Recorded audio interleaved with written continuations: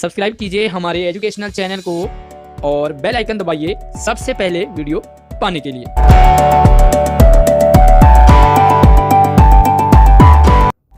प्यारे बच्चों, कृतिका में हम माटी वाली चैप्टर को पढ़ समझ रहे थे। आज की वर्कशीट इस चैप्टर की अंतिम वर्कशीट है, इसलिए ध्यान से इस वीडियो को देखते रहिए ताकि आपको पूरा चैप्टर समझ में आ सके। वर्कशीट नंबर 82 के अंतर्गत हम पढ़ने और समझने वाले हैं एक गरीब आदमी की क्या कंडीशन होती है, क्या स्थिति होती है, रोज कमाने और रोज खाने वालों की स्थिति, उनके घर का हाल किस तरह होता है। आज की वीडियो बहुत ही मार्मिक प्रसंग से जुड़ा है। स्वागत है आप सभी का आपकी हिंदी ऑनलाइन क्लास में।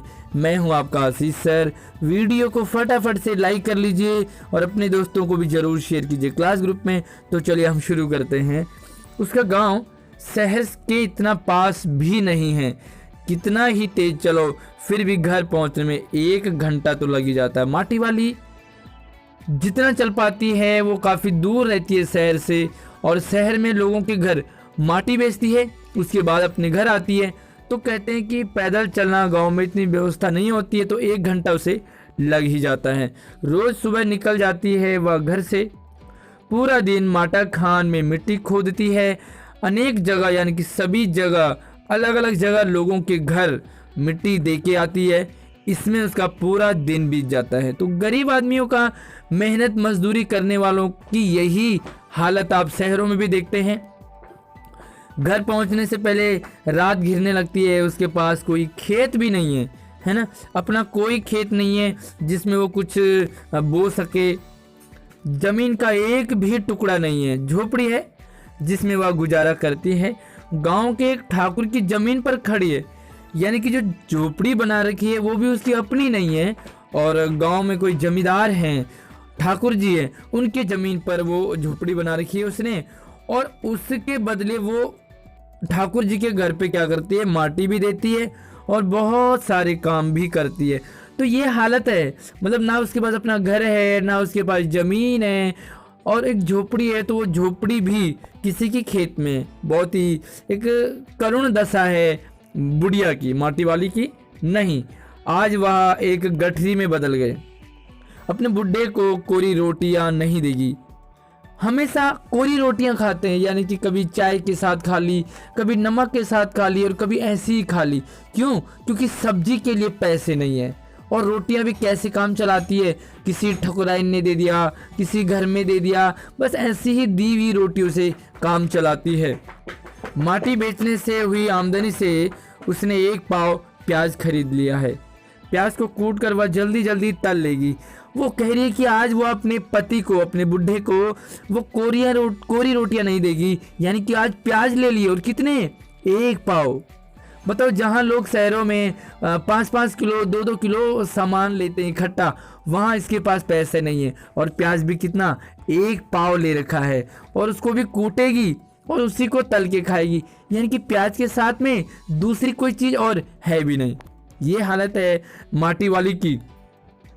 बुढ़े को पहले रोटियां दिखाएगी ही नहीं, सब्जी तैयार होते ही परोस देगी उसके सामने 2 रोटियां। मतलब कह रही पहले रोटियां नहीं दिखाऊंगी, उससे कहूंगी कि आज रोटियां नहीं मिली, सब्जी बनाऊंगी। और एक किस तरह से उनका अपना एक सिस्टम है, एक करुण कहानी है। अब वह 2 रोटियां भी नहीं खा सकता, 1 ही रोटी खा पाएगा। एज ज़्यादा हो गई है, हद से हद 1.5। अब इससे ज़्यादा उसे पछता भी नहीं है, एक उम्र हो गई है। बाकी बची 1.5 रोटियां माटी वाली अपना काम चला लेगी। 1 रोटी तो उसके पेट में पहले ही उसने खा ली थी। कहाँ पे? ठकुराइन के घर पे।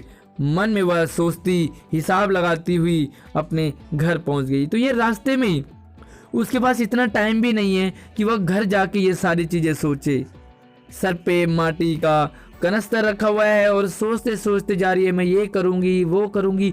जहाँ शहरों के लोग, बड़े बड़े लोग सोचते हैं बच्चों को यहाँ पढ़ाएंगे, ऐसे काम करेंगे, वहाँ ज़मीन लेंगे, वो फ्लैट बनाएंगे, मतलब वगैरह वगैरह।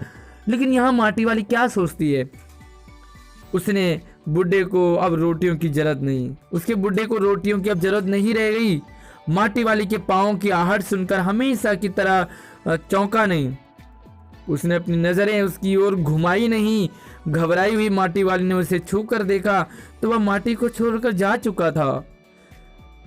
पति का देहांत हो गया माटी वाली के, इतनी एज हो गई थी तो कह रही है कि अब वो अकेली हो गई है। तो ये हालत है एक ग्रामीण की, ये हालत है एक गरीब की, ये हालत है एक मजदूर की।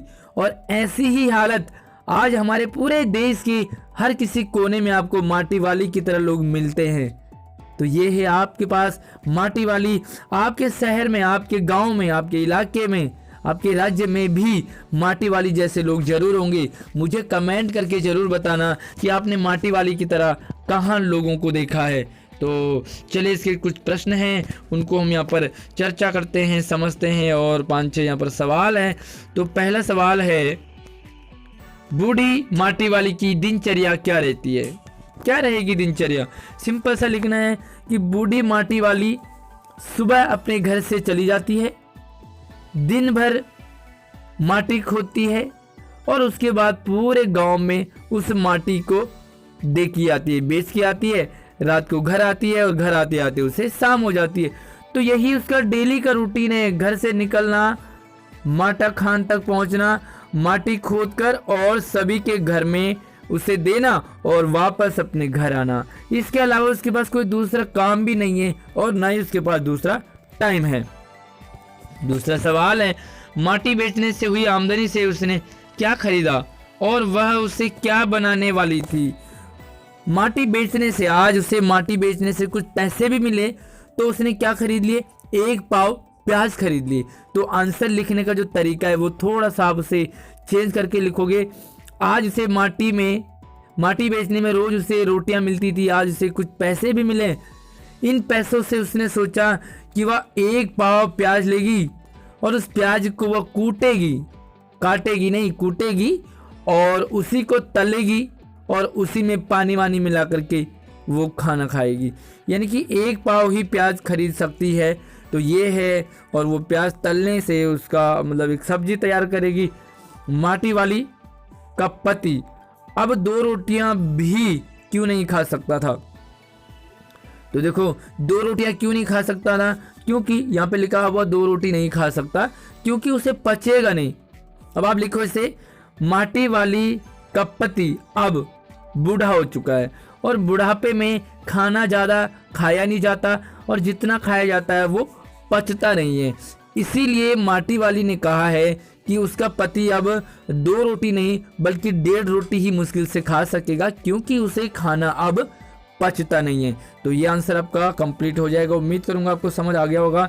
अगला सवाल है कि उसके बुढ़े को अब रोटियों की जरूरत नहीं रह गई, ऐसा क्यों कहा? क्योंकि अब माटी वाली के पति एक्सपायर हो गए, उनका देहांत हो गया है, वो चल बसे इस दुनिया को छोड़ करके। इसीलिए माटी ने कहा, उसे छू कर देखा तो बुढ़ा, उसका पति ठंडा हो चुका था और अब उसे 2 रोटियों की या किसी भी रोटी की, किसी भी चीज़ की, रोटियों की ही क्या, किसी भी चीज़ की जरूरत नहीं कर गई थी। कोरोना काल में आपने कई लोगों को अपना घर छोड़कर जाते हुए देखा होगा। अपनी पुरानी जगह को छोड़कर जाने में लोगों को किन समस्याओं का सामना करना पड़ता है। तो कोरोना काल में मैंने आपको पहली ही वर्कशीट में बताया था कि ये कंडीशन कोरोना काल से जुड़ी हुई है। कोरोना काल में भी लोगों को अपनी जगह को छोड़कर दूसरी जगह जाना पड़ा। क्यों? क्योंकि उनके पास काम नहीं था, डेली काम करते थे, रोज मेहनत मजदूरी करते थे, काम ठप हो गया था, लोगों को खाने की दिक्कत हो गई थी, किराए की दिक्कत हो गई थी। तो आप लिख सकते हैं एक जगह से छोड़कर दूसरी जगह जाने में क्या क्या समस्याएं। तो जितना भी आपको कोरोना काल में न्यूज में मिला, लोग किराए का घर छोड़ के निकल गए। और कैसे? गाड़ियों की व्यवस्था नहीं थी, अपने पास पैसे नहीं थे, सो कोई रिक्शे में जाता, कोई पैदल जाता, कोई ट्रक में छुप के जाता। तो डिफरेंट टाइप के लोग अपने घर पहुंच रहे थे। खाने की प्रॉब्लम, बीच में कोई खाना नहीं, कोई पानी नहीं। कुछ अच्छे लोग भी थे जो कि दाना पानी उनका जुगाड़ कर रहे थे, लेकिन मैक्सिमम लोगों की यही हालत थी। बस आपने यही लिखना है। उम्मीद करूंगा आपको वीडियो पसंद आई होगी और इस मार्मिक प्रसंग को आपने कहीं ना कहीं जरूर कनेक्ट किया होगा। मुझे कमेंट में बताइए कि माटी वाली की तरह आपको कंडीशन कहाँ नजर आती है। वीडियो को लाइक कीजिए, अपने सभी दोस्तों को शेयर कीजिए। नए वीडियो में नए चैप्टर के साथ मिलते हैं। अपना ख्याल रखिए। जय हिंद।